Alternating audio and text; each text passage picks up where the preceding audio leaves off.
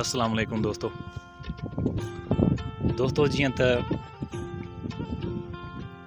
रब साईं जी कुदरत आहे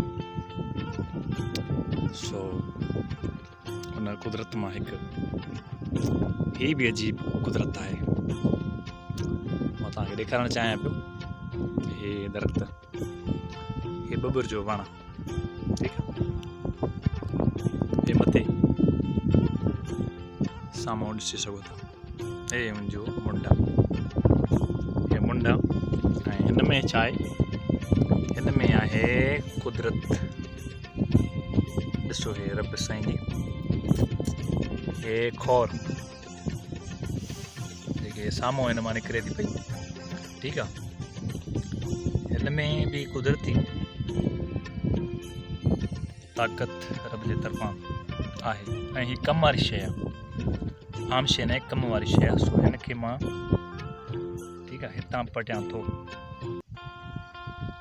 हितां वठी पटियां थो ठीकु आहे। हिनखे मां खायां थो। हिन में इलाही सारा फ़ाइदा आहिनि। हिनखे खाइण सां तमामु मज़ो बि अचे थो, तमामु मज़ो ॾींदी आहे खोर। हिनखे ॿ नाला सॾिबा आहिनि, हिकिड़ो चीड़ ॿियो खोर, बबर जी खोर ठीकु आहे। हिनखे मां खायां थो हाणे।